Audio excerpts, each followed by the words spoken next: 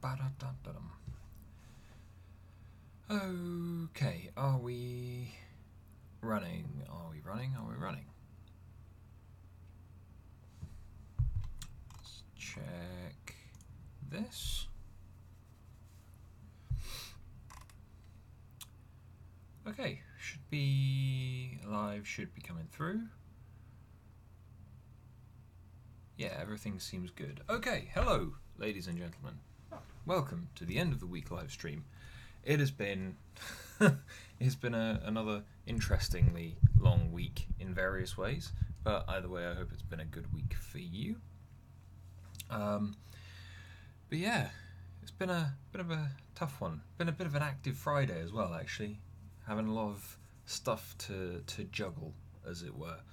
But either way, getting to into what we discussed during the week, we had me on Monday talking about memes, which was kind of removed from the rest of it, but it was just something I wanted to talk about because I every single time they get brought up in the news, it's always some negative internet meme that people can just rant and rave and be upset about, and it's like, when most of them are kind of harmless, most of them are the equivalent of a broader reaching or wider reaching inside joke, which, you know, that's not harming anybody. It's not a bad thing. It can be a very good thing, especially when it prompts positive behavior and stuff like that. And as a result, when we've been talking about relationships so much the last kind of few weeks, having those inside jokes and things,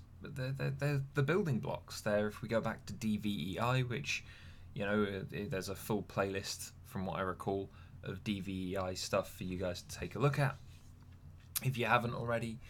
Then, you know, it's a case of those inside jokes play very much into the various elements, because, you know, to have an inside joke, to have a meme develop between two people or an entire group of people, most of the rules are still the same.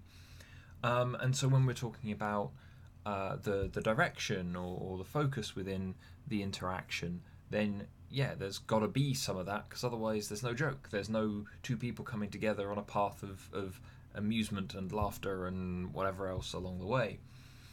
In terms of variety, I mean, maybe that's probably the most kind of context based, because obviously you could have memes that are all based around the same thing, one long running joke, but then the variety would be in the new ways that thing becomes funny. But then, you know, you're looking at emotion, if it's a funny thing or if it's a thing that kind of cascades, something like the Bowsette thing, where it's creating emotional responses in people. They're being inspired to do stuff either with a funny bent or in many instances a more I don't know, how would you describe someone creating something that's not safe for work? All of the various emotions that go into that creatively, you know. And then the response of people going, yeah, that sounds really cool, that looks really cool, that's kind of what we want, that's interesting.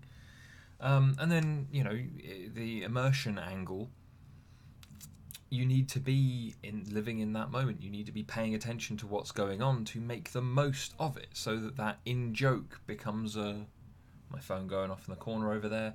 But that becomes an in joke purely because people are paying attention to it and they're playing off it. You know, it's important. And so when it comes to relationships, memes, those ideas, those concepts that get passed between people and get, you know, they mutate over time and they develop and diversify, those are so important to things like relationships, to things like a group and collective cultures being created, all that kind of stuff. You know, it's important. And they're things that don't get given enough credit. You know, they are always these silly things that get dismissed by a lot of people, or when they turn up in the news, it's almost always a commentary on how terrible they are. And they're not really. You know, something's always going to piss off somebody, sure, But overall, a lot of these memes, they're just not doing any harm. They're not causing any problems or anything like that. It's just a thing that's transpired that you can either appreciate or move on from. Simple and easy, right? But then throughout the rest of the week, we pretty much talked about kind of trust. We talked about the millennial divorce rates and how they've gone down, but I feel like there's an element of trust in why they've gone down, because we take longer to, especially with the amount of information that we can gain access to, and with the amount of economic kind of stunting that our generation has unfortunately fallen victim to. It allows that set of barriers in the way that slow down a lot of relationships, and as a result of slowing them down, there's an awful lot more time to consider what's right, what works, what doesn't, all those kind of things. And so as a result, there are a lot of people that just decide that marriage isn't for them. And with also the announcement of things like civil partnerships in the UK now being pushed towards being open to everybody as well, it means that there is a lot more capacity for people to get married, link up, all the rest of it, with backing in a legal sense. But there are a lot of people that just don't need that, don't want that, and so as a result, they don't count into the statistics we were looking at the other day. But otherwise, there's a lot more certainty just because of a lot more the vast amount of extra information available to us. You guys are coming and sitting and watching these videos where I'm going through a lot of the stuff around relationships, and I try to do it in as relatable a way as possible and a real a way as possible, where I'm trying to give you reasonable anecdotes, not overreaching ones, as we talked about earlier in the week in regards to not kissing and telling, because that's a huge betrayal of someone's trust, huge breach of things in a relationship. I should have closed that earlier. I didn't realise it was still open. But as a result, there's this huge thing around just making sure that you know who you're with and that you're trusting that person, all the rest of it. And there are so many places that will either talk about it, like I Am Here, in various different ways, making it available to a lot of different people in a lot of different ways that people think. But also there's another kind of aspect to it, and I feel like this is both a good and a bad thing in various ways. And that is that there is a lot of awareness now about wrongdoing in relationships, especially on a higher profile kind of celebrity level. And I feel like that helps kind of people be a little, they can learn from other people's experiences, they can learn vicariously, and then as a result of that, they can then go, right, well, this is what I want, this is what I don't want. I can kind of decide without necessarily getting into it. So when you do get into it, you've got a better idea. But then also the ways that I feel like that harms is that some people are so unwilling to trust, and they're so unwilling to open up. And this is where we were talking about building trust up in the video from Wednesday, where it's like, you need to build and maintain trust. And a part of that I didn't actually really talk about, because I was talking about more active things, but something that's kind of very related, and one of the reasons why people have trust issues, why people don't want to trust other people, why interacting with people sometimes is very difficult, is to a greater or lesser extent that it requires vulnerability, and it requires consistency. And this is the thing that people don't always understand between what makes a good liar and what makes a good trustworthy person, because the trait that works with both of those, that makes you good at either, is consistency. If you tell a lie, you shouldn't, but if you do, then the way that you become good at telling lies and all the rest of it is by once you've told one, you keep up the same level, you keep the same story, you keep the same details, not too many, not too few, and it's that consistency, that level that you have set and then maintained that allows you to be a good liar. However, the opposite, telling the truth, being honest, being open, being trustworthy, having integrity, all of those things that are counter to being a liar and a cheat and whatever else, they all rely on the same trait, which is you being consistent. You know, if you're a trustworthy person, if you want people to trust you, then you need to be, you can't go back on that. You can't ignore it. You can't, when someone tells you something and then it's for you to keep to yourself, then that's all very well and good. You can't pick and choose to sometimes share, sometimes not, because then that means that you're a risk.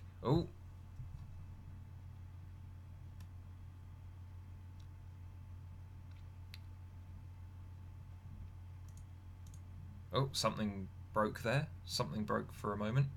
I think we're back. It always seems to happen at least once when I'm doing a live stream. I'm not sure where it cut off, so I'm just saying that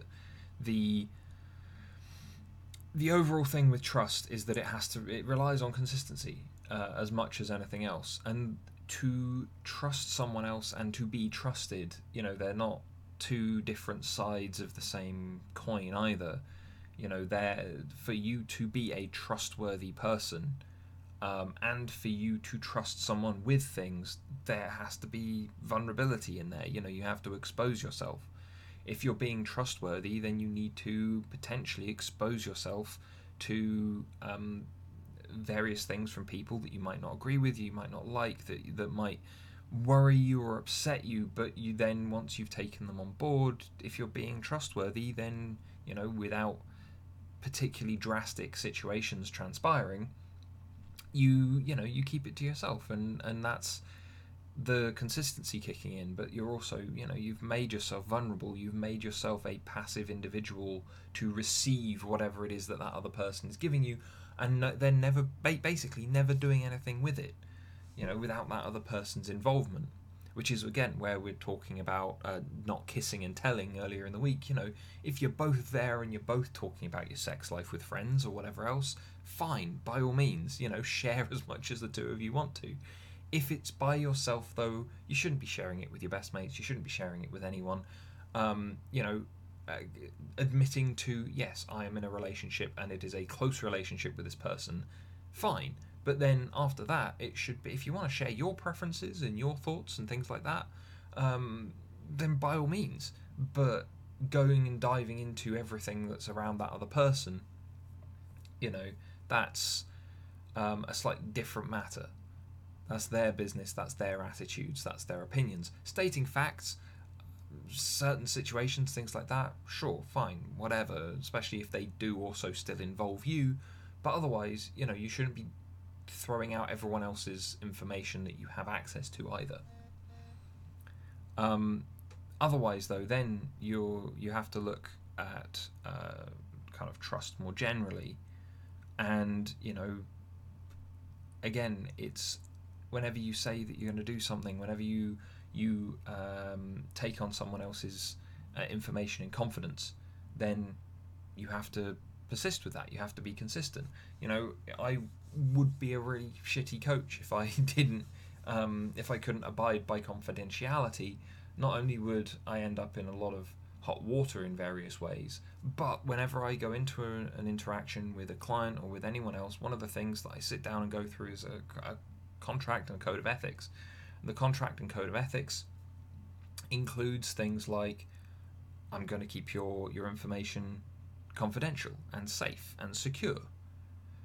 And it's a case of, there are stipulations that I have to follow that would allow me to share that information. For instance, if a court, when this person has gone and murdered a group of people and we need to know what was said in your sessions with them, then they provide me with the correct paperwork and I have to go and tell them, and that's something that's in the paperwork people are informed of. If though it's just you're talking to friends and they've just asked you to keep something to yourself because it's embarrassing, or because it's not all of their information, or whatever else. I mean, if it was not all of their information, I suppose part of it is, should you really be telling me this? Being the friend asking the question. But otherwise, if it's other information that you kind of need to keep to yourself, then you should do that, and you should do so with consistency. But in terms of vulnerability, though, the vulnerability isn't even. The person who is sharing their information is more exposed than the person who is receiving it. And so, in that case, that's why that's the issue that a lot of people have when it comes to trusting others. That's why we see paranoia and various upsets, conspiracy theories, all these kind of things just circulating and kind of flowing from person to person these days. And it's just because it's hard to open up. I wouldn't say that I have the easiest time of opening up to people personally, even with all this knowledge around this topic. It's a case of going, yeah, it's still difficult, it's still hard to open up. I don't necessarily want to feel vulnerable. It's not a nice feeling. But this is where it's a case of, like, in my particular instance, I want people to ask questions. I think that's one of the reasons why I ask questions. It's that projection thing. I ask a lot of questions, and otherwise, if I haven't asked the question, then there's a good chance that I don't necessarily care about the information, or I know that there's a boundary there and I'm not going to ask. But there's a lot of people who also, when they want to trust, they're not willing to ask questions, whether they're on the receiving end or when they're on the other end. When they're throwing out their information. And I feel like when you are the person who is presenting, wanting to share, it makes it easier if someone asks you the questions. But then a lot of people, as the person throwing their information out there and wanting those questions asked, don't ask for that kind of interaction. And so as a result, when they start giving that information, even in a small way, they don't receive the questioning. They don't get asked. They don't get the interaction that they're desiring. And as a result, they're not sure about the other person. And so then if something does go wrong, it's more crushing because they had a lot of uncertainty and then it went bad, rather than you had an element of certainty, an element of the idea of what you were getting into with interacting and sharing with this person, and then it went downhill from there. And it's between the vulnerability and the consistency, that's it doesn't seem like a lot to juggle, but for a lot of people it is. A lot of people, they're too wrapped up in themselves to really think of the fallout, to worry about what would happen, to have the presence of mind to go, no, do you know what, I'm not going to share everything with everybody. And this is where we, I think it was the first point that I raised in the video on just building and maintaining trust the other day. But defining boundaries, laying out where the lines are in the sand and all that kind of thing, that's something that a lot of people, again, won't do to begin with. If you sit down and you go, right, I've got this thing I want to talk about, but it's hard for me to talk about, so I need you to prompt me by asking me questions, so that I can get it off my chest. There you've set out a set of guidelines for what that interaction is going to be. You've managed expectation that it's going to be difficult for you to talk, that you need their involvement, and that's why you've come to them, that you are trusting them and all that kind of thing, setting out very clearly that I'm sharing this with you and not anyone else, and so I need that to be kept between us, as it were. That's an important set of things that need to be adhered to and thrown out very early, because a lot of human interaction comes down to managing expectation and knowing where the lines are drawn. and if the lines aren't clear, or if expectations are very wildly different, then it's going to go to pot. And this is, again, management of expectations kind of comes down to trust generally, but it comes down to, it's the bottom line on so many other things. But when it comes to trust, if you go, look, I can't be trusted with this, then that's, it's still then that other person's choice as to whether or not they wish to share. There's that expectation, that boundary, that thing put out there for people to observe and discuss. If you've had a very close moment with someone and there's been no discussion or expectation around that it's going to be shared with everybody else, then, when it then happens, it's far more hurtful, because the expectation was that it was a private moment, that it wasn't going to go anywhere else, that it was just going to be between the two of you, and then finding out that it's gone further afield by a long stretch, that's something that suddenly kind of, it can pull the carpet out from under you. It can be really upsetting, and I can say that from experience. Having various situations, even if it's flattering, even if it's someone boasting about how great it was with you, it's still a situation of that was between us. I don't care if you're complimenting me. I don't care if you're telling everyone else that I'm some kind of god walking on earth or anything like that. It was something for us. There's no reason to share that kind of thing at large over as many different platforms as you can, or among as many different groups of friends as possible. If you do that, then it becomes bragging, and that's all that it really comes down to. And we've talked about bragging before and how it can be a positive thing, how it can be a negative thing. But overall, in this situation, that kind of bragging, that kind of wanting to be bigger through association or through anecdote, it doesn't serve anyone. If anything, it only ever weakens relationship, because it shows that the value that you attach to that interaction was not as valuable as then the validation that you are going to get from other people. And this is why, don't brag, state facts. Yeah. Don't share other people's information, because why would you? Especially if that information has come from a very close and intimate interaction between the two of you. It's just not fair. You wouldn't like it if someone did it to you, so why would you do it to anyone else? Don't gossip. I've worked in places and been in certain groups of friends where gossip just spreads like wildfire, and it ruins certain friendships as well through no real fault of my own or anything else. But it was a case of the things that would be said about others would then take root, and they would spread and they would grow. Things said in confidence, or things that you would say that were then taken out of context, but it was enough for people to maybe guess or make vague comments that were close enough to the truth that it would cause all kinds of other problems. Those people that would feed the rumour mill. Those people are some of the worst people, in my opinion, especially the ones that would come up with stuff out of the blue. Just make stuff up and throw it out there. Those people are scum, really. But once it's in there, once it's out and it's flowing like some kind of plague from person to person, then there's not an awful lot that can be done about it to correct it without taking a much larger, broader kind of public platform approach to putting it to sleep.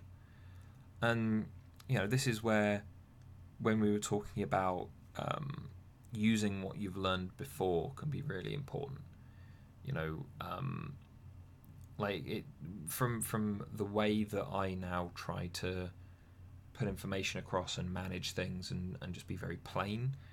A lot of that is built from where I was in those situations where the gossip was so horrible that it would ruin friendships, ruin relationships.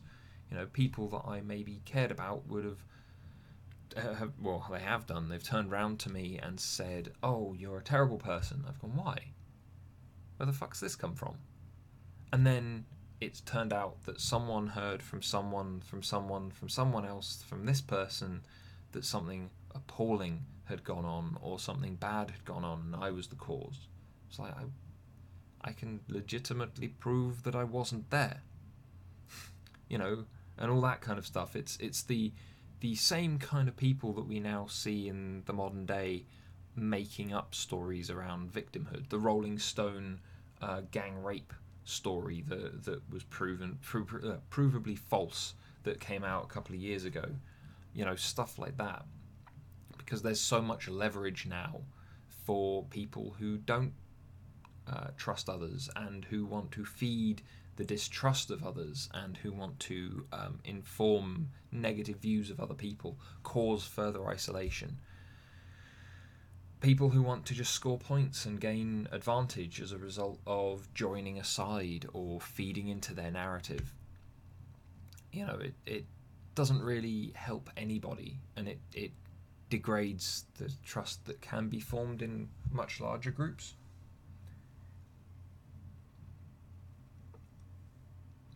But you know, it's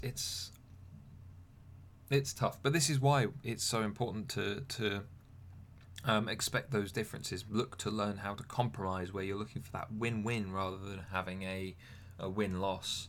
All those kind of things where you're being honest, and not just honest about what's going on, but honest about where you were wrong as well, or why you're not willing to admit that you were wrong.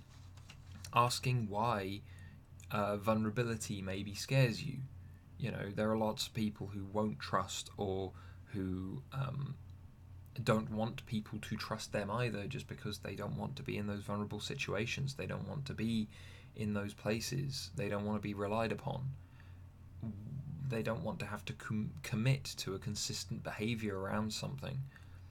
In which case, though, for those people who feel that way, who are in that situation, in that mindset, the question has to be asked, what is it that makes you feel that way? What is it that scares you about that vulnerability? What is it that scares you about communicating with people in that way and dealing with the situations that are kind of put out and caused, presented by all of those situations that happen after the fact? You know, all the fallout. Again, one of the other things that we talked about was accepting the doubts that you have, and that's doubts about yourself as well. So if you ask, oh, well, what is it that's making me feel this way? Why am I afraid of the vulnerability that's innate in these interactions? And, you know, you can't necessarily go, oh, well, it's because of X, Y, Z. This is why, you know, nail down whatever it is. That can sometimes be hard. And so when it comes to, oh, well, actually, there's nothing concrete, I just have these doubts, you need to accept those and kind of present them. You need to be obvious with those things, with those other people in those interactions. You know, when I've been feeling bad about something with partners in the past and stuff like that, you know, when I've had doubts, when I've had worries, a lot of the time one of the things to do is to go and talk to those people about those doubts. You know, and the easiest example to bring up would be if you think someone's cheating on you, or if they've given you cause, you know, good reason to worry about that, then going straight to them and voicing your doubts, voicing your concerns. Don't draw your conclusions though. You know, as said, you need to kind of keep check on your feelings and be honest about kind of where the faults lie and stuff, and expect the differences in viewpoint, differences in opinion. But it should be a case of, right, well, we need to look at this objectively. Are you doing it? You say no, fine. But then what's all this? What are these things that I've been picking up? What are these things that I've been finding? How is it that you lied to me about this time? And as said, in other videos that I've done recently, you know, it could be that there is something completely explainable behind all of that, and it's not a case of trust when it comes to it. It's a case of they were trying to do something that maybe didn't involve you, or was only attached to you in a secretive way. As I said, I think surprise birthday party was one of the things that I brought up as an example. And if those things are the explanation, then fine, you might ruin yourself a surprise birthday party. But then again, if it was being orchestrated in such a way that it was putting you on edge and upsetting you, then it probably wasn't being very well managed in the first place. But it is difficult,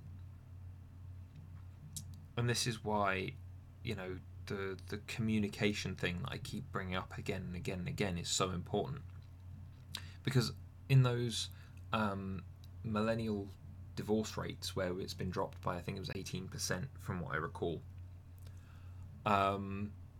it's a case of going, yeah, we've got those people that have had that drop by 18%. But one of the other things that I don't think I mentioned in the video, because it's not in my notes here, is that when it comes to why those millennial relationships, those millennial marriages potentially persist for longer, is possibly just due to the amount of communication we do. Because we communicate more, and we communicate more easily than people of older generations, because we were born in an age, or have grown up in an age, where things like Skype exist, where things like Facebook Messenger and WhatsApp exist. So where before in prior generations it was harder to maintain that constant ongoing contact with that other person, to hash things out or to just share your day with someone, that's something that older generations haven't had. And so then you look at how their relationships break down and how it all goes to pieces.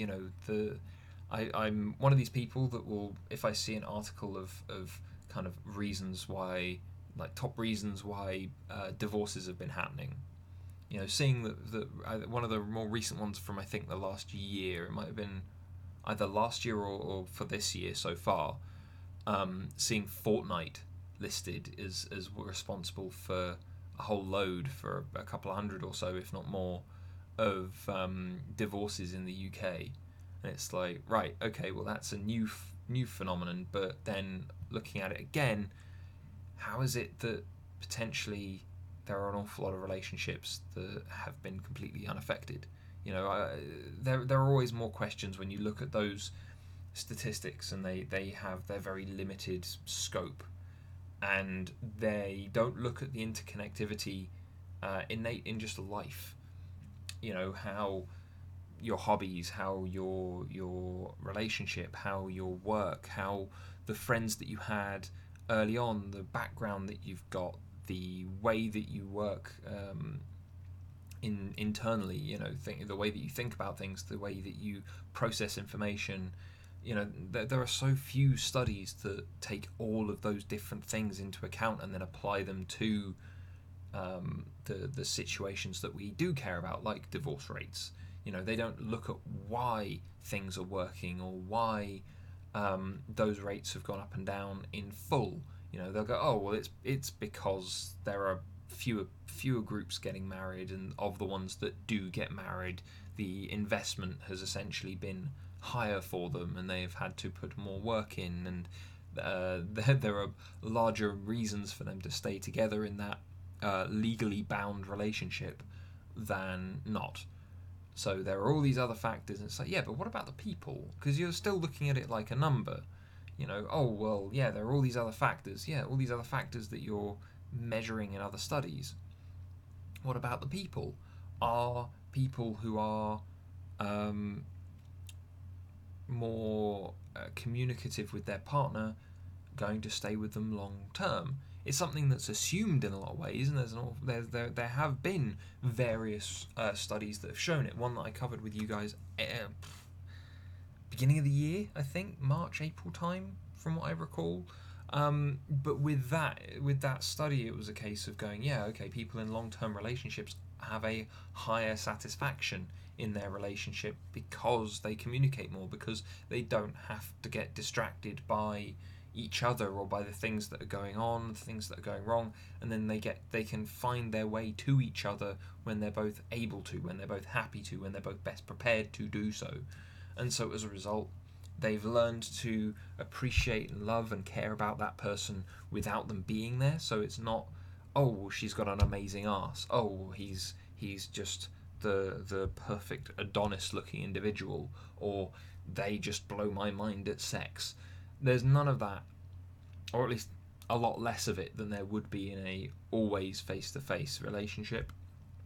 And so as a result, that long-term, long-distance relationship allows people to appreciate the person before the distractions that person causes. And then the distractions are usually more of a, this is great that I now have it, rather than a, it was great for a while and now it's in the way.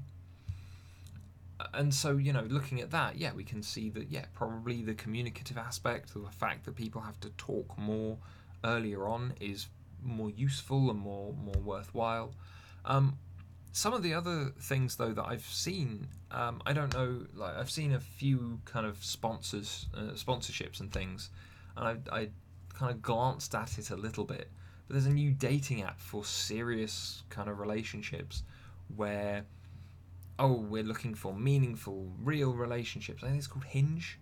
From what I recall, I looked this up end of last week or so, and it's something that I'm tempted to do a video on, because it sounds to me like something like eHarmony, but with the kind of pretext thrown out there of, this is for looking and finding serious relationships, this is for something meaningful, as a big thing. And so they're claiming that it will maybe be less of a flesh market and all that kind of stuff, but I'm interested to take a look at that. And in fact, the whole trust thing that we've been talking about this last week applies pretty heavily to online dating and long distance stuff. So for long distance stuff, it's fairly obvious. If you're in one place and your partner's in another, then you need to have that trust there and that communication there to make sure that you're happy in that relationship, because there is the higher potential of straying, going further afield, having other issues, not communicating enough and feeling distanced from one another, all that kind of stuff. But then when it comes to online dating, trusting that you're not being catfished, for one, which, now that I think about it, I should probably note down as another video that I do, because I've got a story on catfishing that happened to me on a couple of different occasions, actually, which I would like to throw out there and have a bit of a discussion around. But also, it's a case of going, you have to trust what's on their profile. You have to trust that person means what they're saying and doesn't just mean you harm.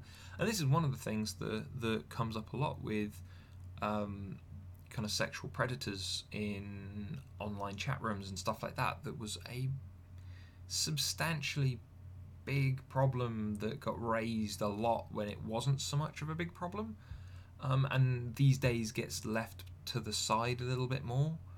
And so it's like that trust, that knowledge. I've met people in person that I've met online, and it was always a thing in my head where it was like, right, well, I'm gonna actually have to make sure that this person is firstly who they say they are, to the best of my ability, and then I'm gonna have to, like, on meeting them, make sure that there are decent boundaries maintained. And one of the things that kind of stood out to me with one particular instance of catfishing that I experienced was on getting into that discussion with that person. There was always this thing to me, always just felt like there was something amiss. Like, I just felt wobbly, and then on actually digging into it, the resolution of it was really weird, because something felt wrong, and then I went through like a whole load of just completely disconnected Google searches and things like that until something popped up, and it just blew the whole thing open for me, and it was just so strange. And as a result, it caused ripples through the friend group that this has all happened, that it all happened through, and it was just very, very strange. But again, there has to be that level of trust there. There has to be that level of kind of understanding, and from the other side, from the person who's putting out the information saying I am this person, there has to be trust that they won't be judged too harshly, that they will be accepted as they are. And this is something that, again, doesn't really happen in online dating a lot. With that, just I'm me, I'm here to meet people, to talk to people, to find someone that I could have a nice time with. That doesn't happen as much. There's so much, Tinder is the worst for it, and is the kind of archetypical one for it, where it's just, you look at the picture, you maybe scroll up into their, pull their bio up so that you can just have a glance, but most of what you're doing is just purely based on the photographs that people put up. And so as a result, sure, it's Tinder. Nowadays people know what they're getting into on that, at least to a degree. But the trust is that you will find someone, that your information will be looked after by the person, by the platform, and a whole load of other kind of expectations and things that sometimes are just left completely open, just up in the air. The number of people that when I was doing dating coaching stuff, I would come and I would have a chat with them, and they'd be like, "Well, I've tried online dating, but I went on Tinder for love," and it's like, yeah, good luck with that. You're not going to find that there. At least if you are going to find that there, then you are going to be one of the very lucky people to find it, because otherwise it's a site that is so, I think vapid is the right word, that the trust elements there just don't exist. There are so many just bot accounts and weird accounts and other bits and pieces. There are so many people that are there with maybe not necessarily the most either the very straightforward intentions, or intentions that just aren't particularly straightforward. There's a lot of murkiness in dating sites and dating apps like that. And this, again, trust runs through the core of relationships in every way. And I think online dating, in certain ways, is the worst place for it, because you have to trust the platform, but the platform might not be the most trustworthy or just the most secure. Thinking to the Ashley Madison hack that went on, and the release of people's information. In fact, it was quite funny. There were a couple of fellow relationship coaches that were on there because they had monitored part of the ecosystem as part of a case study or something that they had done. And when the hack came out, their names were released, and they were a husband and wife team, and they released an email to everybody that they knew, going, "Yeah, we know that our names are out there now on these lists that are circulating, that have been released by these hackers. And let's just put it this way: we both know that we're on there. We've not ever acted on being on there. We were there to observe." And it was just very funny to watch. But again, looking at that, the people who were engaged in all of that, they obviously couldn't trust the platform by itself. They might not have been able to trust the people that they were engaging with. Their spouses couldn't trust the people that were on the site. The trust implications of kind of collapsing relationships and things are horrible, absolutely horrible. And this is why I did the two different videos on basically the same topic this week. You shouldn't kiss and tell, you shouldn't share that intimate information for the sake of it. But then also, trust is just so key and so core to relationships of basically any sort, that it's important to go over. It's important to be honest. It's important to talk and communicate. It's important to make sure that you know where the boundaries are, what the expectations are. Because otherwise you're just going to run headfirst into a brick wall over and over and over again. You know, there are a couple of friends of mine that have been catfished several times. It's because they didn't follow what I think was the second or third point that I mentioned, which was, you know, learn from what's happened before and then apply it. You know, if you've been catfished before, there are reasons why you were either an easy target, or why people were doing it to you, or, you know, how you fell for it. Learn from those and then try again. You know, it's tough. It's very tough because people get emotionally invested, and when you get emotionally invested, you don't see things as clearly, so it's harder to pick out those details. But again, this is where you need to keep yourself in check. You need to keep your emotional levels at bay. You need to take a good old step back and see the bigger picture of what's going on. And again, that can still be tough. It can be a really miserable time. But if you're already in a relationship, you know, ask those questions. Try and make sure that the communication is going back and forth pretty easily.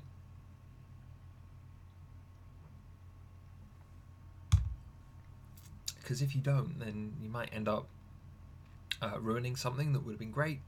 You might end up getting hurt. You might end up just floating away, just sat in the stream of life, just being dragged off because you either didn't trust someone at the right time, or trusted someone too much at the right time and just got dragged away because you hadn't checked in with things, you hadn't asked the questions, communicated in a good and straightforward way. You know, it's tough, and as you know, you need to try and make sure that you look out for yourself. But also you need to make sure that you know who you can trust. And that can take trial and error, but also if you've had people that have done reasonably well for you in the past, chances are trusting them is a good idea.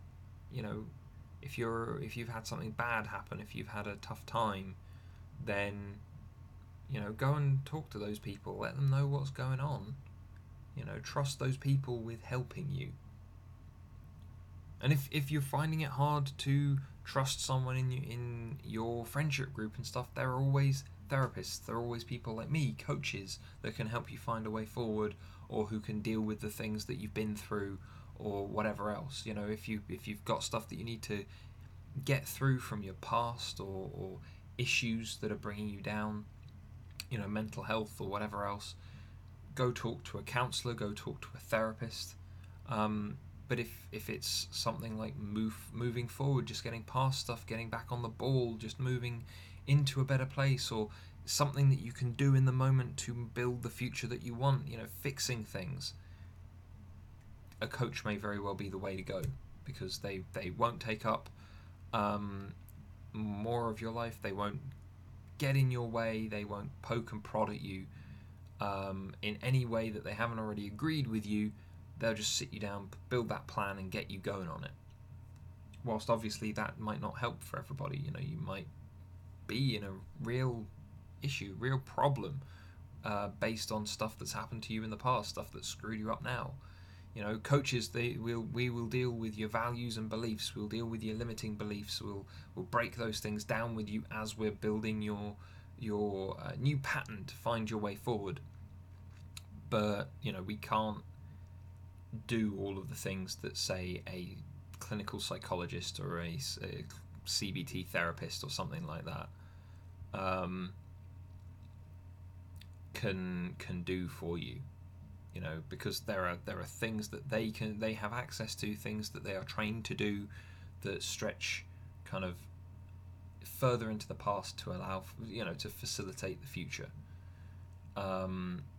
Whilst, you know, a coach is very much, what can we do now to make tomorrow? It's all important, and those people, they have to be trustworthy. Otherwise they don't make a living, they don't do business, they get removed from the hospital or clinic or whatever it is that they're working in which case you can probably trust those people. Go and have a chat with them. If you're having trouble and you can't trust anyone else and you can't be vulnerable in front of anyone else, go and talk to a stranger who has qualifications to help. Just a thought.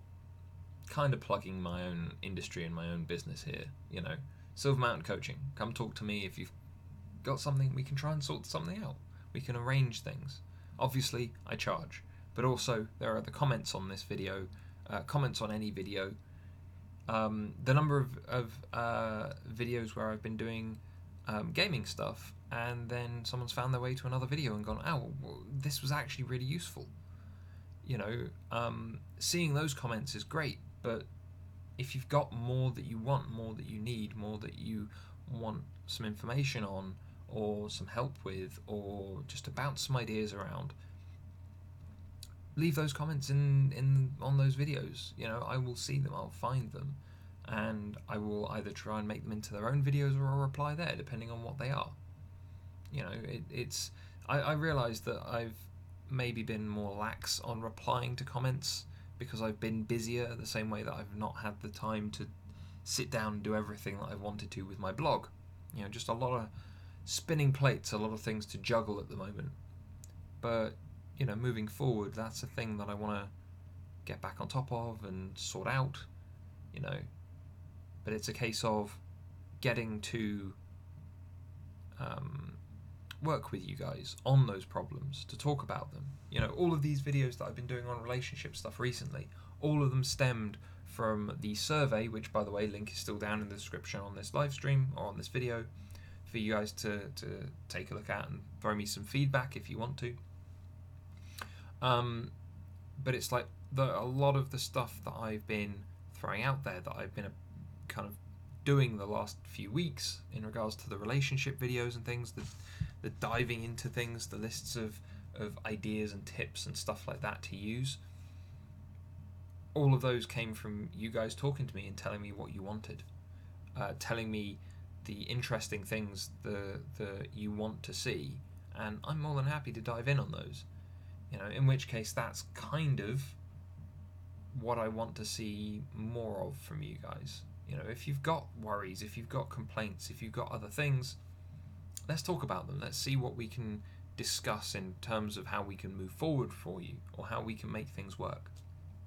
You know, I've tried to comment on stuff, I've tried to do other bits and pieces, but again, the reason why I've started doing these live streams every Friday at about 3:30 seems to be the time that I've been doing them. Simply put, it means that if you are here, you can come and have a chat with me directly. There are a couple of people watching at the moment. Again, though, you've not been talking to me, so, you know, there's that. But we're nearly at the end of the hour. As I said last week, I'm going to be finishing at 4:30, so that we've got half hour between the end of this and the beginning of the and the release of the video, this evening's video. Because I want to see if that makes a difference, because again, I've seen a drop off in my numbers for seemingly no reason other than my stuff isn't being found again. So I want to see how I can shake things up to make that work with YouTube again. And I have a good idea of why that's the case, but I'm still in a situation where I can't just go straight to YouTube and go, what the hell's going on? So there's that. But otherwise, we've got a few minutes left. So, yeah, I'm going to enjoy some bits and pieces over the weekend. Season 2 of Big Mouth has come out, which, to be fair, there are a couple of animated shows that have come out recently that I just feel are kind of fantastic. Things like Rick and Morty. But the one that I feel is walking a very fine line in certain ways is Big Mouth. And yet, to be fair, I think it's kind of a terrific show. They get a lot of stuff across that I think a good number of years ago wouldn't have been allowed to be on TV at all, let alone anything else. And I suppose that's maybe one of the reasons it's a Netflix series as well. But, you know, that's out. I'm going to be taking a look at that. But otherwise, yeah, uploads and recording with Hannah is going to be my weekend. So I hope you guys have a good one as well. But otherwise, I think, yeah, we've got a few minutes until half-past, but I might just cut it here and just leave it at that for the moment, guys, because I've kind of run out of things to say without going off on another kind of long explanation, long discussion. So I hope you guys have a great week. If you're watching this on the video on demand, the archive that's come out after the live stream, thank you very much for tuning in. To you guys that have, thank you very much to you guys for watching afterwards. If you like the just more straightforward stuff that I'm doing here, I realise this is turning out to be just more like a long version of some of the videos that I'm doing during the week. Maybe a bit more rambly, but you know, if you guys want to come and interact with me, I'm going to be here on the Fridays. I'm going to be doing stuff, but otherwise, you know, leave comments, leave ideas and stuff like that. If you like more of the long rambly videos where I'm covering everything from the week in and kind of interconnecting it, please drop me a like, something like that, just to let me know. And otherwise, thank you very much for watching, guys. It means a lot. And otherwise, I will see you. Well, I'll see you in half an hour in the next video that I recorded end of last week-ish, something like that. But otherwise, guys, you have a great weekend, and I will see you in the video in about half hour. And otherwise, I'll see you next week. Take care.